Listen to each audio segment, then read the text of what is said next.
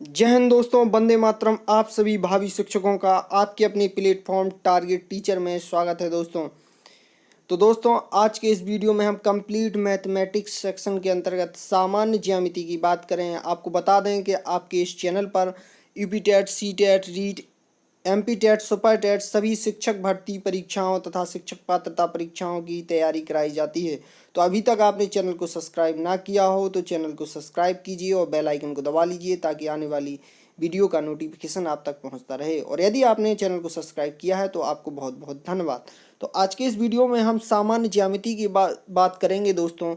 तो हम रेखा और कोण को आज इस वीडियो में जानेंगे और रेखा और कोण के कंसेप्ट को पढ़ेंगे।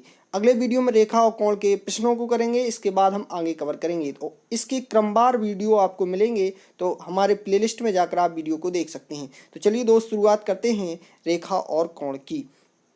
तो सबसे पहले दोस्त हम रेखा की बात करेंगे कि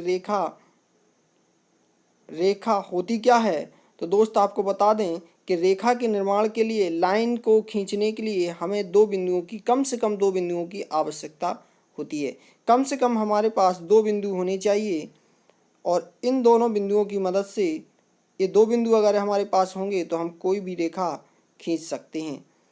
इन दोनों बिंदुओं को मिलाने से रेखा का निर्माण होता है और इस रेखा को तीर के निशान से प्रदर्शित किया जाता है। अब यानी ये रेखा है, ये तीर क्या बताता है कि ये जो रेखा है यहाँ रुक नहीं रही है बल्कि आगे बढ़ती जाएगी।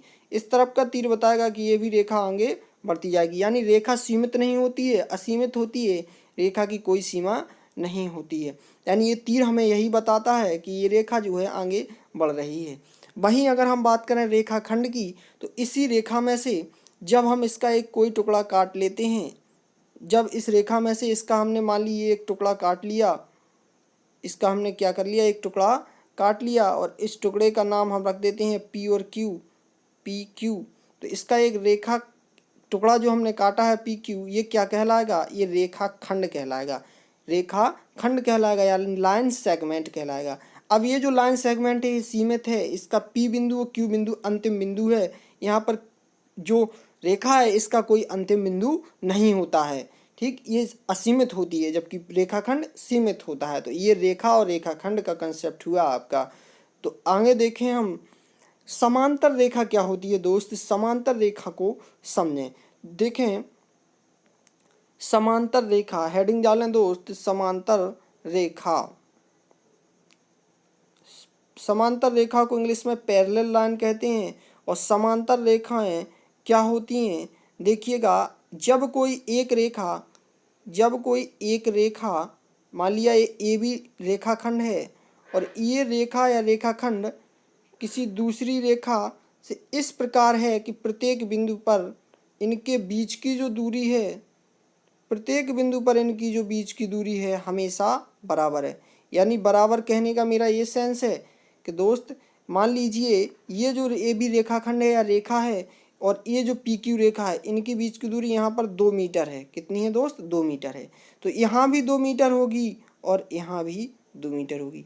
यानी जब रेखा के बीच की दूरी प्रत्येक स्थान पर बराबर हो तो ऐसी दोनों रेखाएं क्या कहलाती हैं, समांतर रेखाएं कहलाती हैं। और समांतर रेखाओं को किस प्रकार लिखते हैं, अगर हमें लिखना हो पी क्यू समांतर, ए बी समांतर है पी क्यू के, तो हम लिखेंगे ए बी समांतर है, ऐसी दो खड़ी लाइनों से लिखा जाएगा, किसके, पी क्यू के। तो इस प्रकार से समांतर रेखा को लिखा जाएगा दोस्त। आगे देखें दोस्त, समांतर रेखा आशा करते हैं आप समझ गए होंगे। तो अब हम आपको बताते हैं लंबवत रेखाएं क्या कहलाती हैं। जब दो रेखाएं, हेडिंग डालिए पहले दोस्त, लंबवत रेखाएं, लंबवत रेखाएं। दोस्त हम बिल्कुल बेसिक से चलेंगे और आगे की ओर बढ़ते जाएंगे और बेसिक्स जिसका नहीं है वो बेसिक भी क्लियर करेंगे और बड़े क्वेश्चनों को भी सॉल्व करेंगे जो कि हमारे रिपीटेड सुपरटेड सभी लेवलों में आते हैं। तो अभी हम शुरुआत से कोशिश कर रहे हैं, तो शुरुआत से बेस बनाते हुए हम चलते हैं, क्योंकि हमारे जब आधार ही अच्छा नहीं होगा तो हम उस पर एक बड़ी इमारत कैसे खड़ी कर सकते हैं। देखिए दोस्त, लंबवत रेखाएं क्या होती हैं। मान लीजिए एक कोई रेखा है जिसका नाम है ओ ए और इसके जस्ट लंबवत इसके साथ 90 अंश का कोण बनाते हुए यदि कोई दूसरी रेखा है, उस रेखा का नाम है ओ बी। इन दोनों रेखाओं के बीच का कोण कितना बन रहा है, इन दोनों रेखाओं के बीच का कोण 90 अंश बन रहा है, तो हम कहेंगे कि ओ ए बी जो है वो लंब है किस पर, ओ ए पर। और इसको किस तरह लिखा जाता है, एक इस खड़ी लाइन से और इस खड़ी लाइन से इसको प्रदर्शित किया जाता है।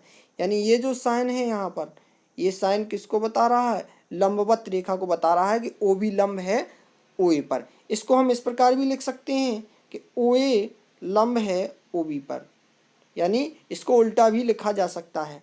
ठीक है दोस्त, लंबवत रेखाएं इस प्रकार होती हैं, ऐसी दो रेखाएं जिनके बीच का कोण कितना हो, 90 अंश हो, लंबवत रेखाएं कहलाती हैं। वहीं पीछे देखिए, इन दोनों रेखाओं के बीच में जो कोण बन रहा है वो कितना बन रहा है दोस्त, 0 अंश बन रहा है। तो इन दोनों रेखाओं के बीच कितने अंश का कोण बन रहा है, 0 अंश का कोण बन रहा है। 0 अंश का कोण या 0 अंश का कोण इन दोनों के बीच बन रहा है, या आप 180 भी कह सकते हैं। वहीं लंबवत रेखाओं में इन दोनों के बीच का कोण कितने अंश बनता है, 90 अंश बनता है। तो ऐसी दो रेखाएं जिनके बीच का कोण 0 अंश हो वे कैसी कहलाती हैं, समांतर रेखाएं। और ऐसी दो रेखाएं जिनके बीच का कोण कितने हो, समकोण हो या 90 अंश हो, तो वो क्या कहलाती हैं, लंबवत रेखाएं कहलाती हैं। दोस्त इतना क्लियर हुआ। दोस्त आगे देखते हैं कि अब देखते हैं लंबवत और समांतर रेखाओं के बाद हम कोण को समझते हैं कि कोण क्या होता है। तो हेडिंग डालिए कोण, एंगल। एंगल क्या होता है, एंगल क्या होता है।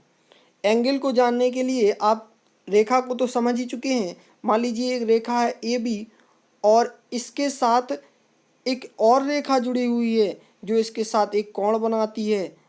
ठीक, तो ये इनके बीच का जो कोण हुआ, इस थीटा को हम कैसे लिखेंगे, हम कहेंगे कि कोण, हमें कोण ओ बताना है तो लिखेंगे कोण ओ, ए ओ बी बराबर थीटा अंश। ठीक है, क्लियर है दोस्त। हमें जिस कोण को लिखना होता है हम उसे बीच में रखते हैं, तो ओ को हमने बीच में रखा है, ए ओ बी। इसको हम ऐसे भी लिख सकते थे, कोण बी ओ ए बराबर थीटा अंश। ये दोनों ही प्रकार से लिखा जा सकता है। ए से स्टार्ट करें ओ बी या बी ओ ए थीटा, तो इसको थीटा को कोण को लिखने का ये तरीका होता है दोस्त। तो ये कोण हो गया दोस्त।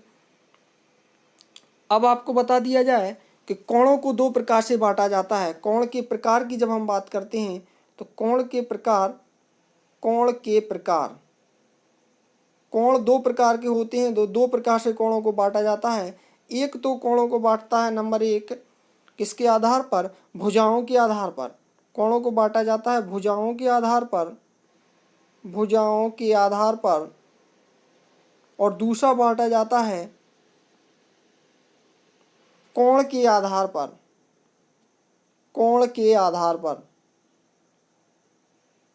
भुजाओं के आधार पर और कोण के आधार पर हम क्या करते हैं, कोणों को बांटते हैं। ठीक, तो अगर हम बात करें भुजाओं के आधार पर, तो अगर कोण, पहले हम बात करते हैं कोण के आधार पर दोस्त।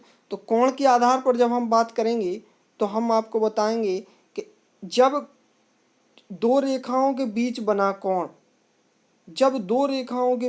कोण, 90 से कम हो, 90 से क्या हो, कम हो, तो उसे हम न्यून कोण कहते हैं। उसे हम क्या कहते हैं, न्यून कोण कहते हैं। क्लियर है दोस्त। अगर उनके बीच का कोण 90 से कम हो तो उसे हम क्या कहेंगे, न्यून कोण करेंगे। और वहीं अगर इन दोनों रेखाओं के बीच का कोण कैसा हो दोस्त, 90 अंश हो, तो उसे हम क्या कहेंगे, उसे हम समकोण कहेंगे। क्या, समकोण करेंगे। समकोण को राइट एंगल कहेंगे हम, यानी 90 अंश का कोण बन रहा है। और वहीं अगर हम बात करें इन दोनों रेखाओं के बीच 90 अंश से अधिक कोण बने, यानी इस प्रकार से कंडीशन हो जैसे कि थीटा इक्वल टू मान लीजिए 120 है, तो इस प्रकार हम क्या कहेंगे कि इनको हम कहेंगे कि ये किस प्रकार का कोण है, अधिक कोण है। क्या है दोस्त, अधिक कोण है। इसको हम कहते हैं अधिक कोण। तो न्यून कोण, समकोण और अधिक कोण, इस प्रकार से हम इसको बांट देंगे। मान लीजिए कोई कोण कैसा है, 180 अंश का कोण बनाए हुए हैं इस प्रकार से, ए ओ और बी, तो इसको हम कहते हैं सरल रेखा कोण या ऋजु कोण। इसको क्या कहेंगे, ऋजु कोण।